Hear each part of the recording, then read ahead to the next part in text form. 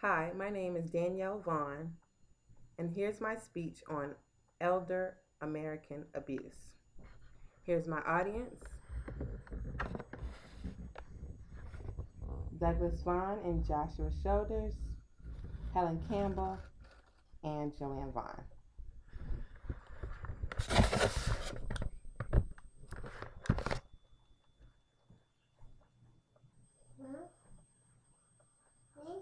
Between 1 and 2 million Americans ages 65 and older have been abused, neglected, exploited, or mistreated by someone they know. In every one case that's reported, of every one case of elder abuse that's reported, 5 cases go unreported. Now, there's several factors to consider when considering elder abuse, like what is elder abuse? But first, let's define it. Elder abuse is in two categories: domestic and institutional. Domestic elder abuse is usually done by someone, well, in all cases, it's done by someone that the victim knows. And it's usually done in a home setting and usually their own home. Institutional elder abuse is done in a residential facility. There's 7 common forms of elder abuse. They include physical abuse, sexual, emotional, neglect, abandonment, financial, and self-neglect. Risk factors for elder abuse that are common: the highest percentage of risk of elder abuse is done by the spouse. Usually when the spouse victimizes an elderly person, there's usually a history of domestic abuse already in the home. Another percentage of elder abuse, um, another percentage that makes up elder abuse is abuse by the adult children of the elderly victim.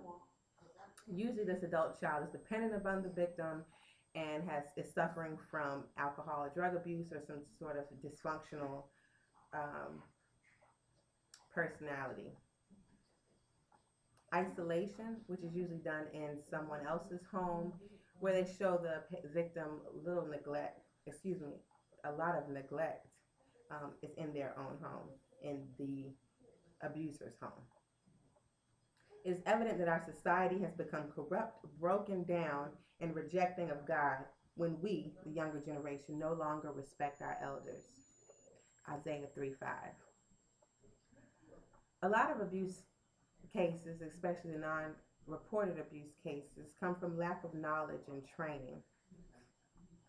Doctors are usually not trained to be able to determine the difference between accident and abuse, because a lot of times the symptoms mirror each other. This would be cause why a doctor would not be able to report abuse, because they think that maybe it's an accident. Law enforcement officers are not normally trained to properly interview or investigate cases of elder abuse. Caregivers, in home and institutional, do not receive the support that they need to handle elders, especially in long-term care. Laws regarding elderly are very strict and lax.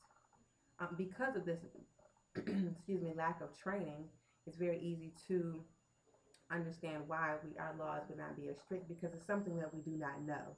It's something that we do not recognize very much in our society. Victims are very afraid to speak up normally because they're scared that there's going to be retaliation from the abuser. If not convicted, or if convicted and not charged with a heinous crime, then they fear that they'll be retaliated against and the abuse will continue. A lot of times they don't want to prosecute family members so that they have a record, or oftentimes they cannot remember the crime.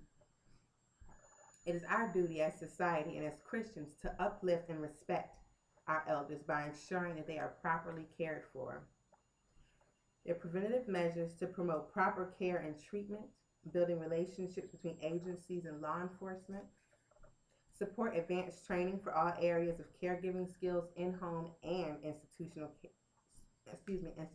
caregivers, ensure all institutions and in-home caregivers are compliant with federal regulations, Our criminal justice system is also taking action to improve their knowledge and response to elder care by installing programs such as FAST, which protects elders from being financially abused, forensic teams that are able to identify elder abuse, and the community DA and state attorneys are also working to promote better care for elders in our society. Remember, Jesus also has our back. He has instructed us and warned us on how we should treat our elders. 1 Timothy 5:1-12 tells us to treat older men as fathers and older women as mothers. So this would be with the utmost respect and care. Leviticus 19:32, stand up when an elder enters the room. Respect them, and you'll be respecting the Lord as well. Proverbs 23:22, listen to your father who has given you life, and do not forget your mother in her old age. Jesus even left his own mother with a caregiver as he was on the cross. And you can find this in John 19:26-27. He left his mother with one of his faithful followers. By knowing all of the risk factors, the different forms of abuse, and being able to recognize the signs, it is now time for us as Christians and as a society to step up and take charge and to fight for our elders. To enforce some of these preventative measures, call our local governments. Remember, between 1 and 2 million elders are being abused daily, and this does not include the unreported cases. What will you do to help our aging Americans? Remember, you too will be an aging American. Thank you.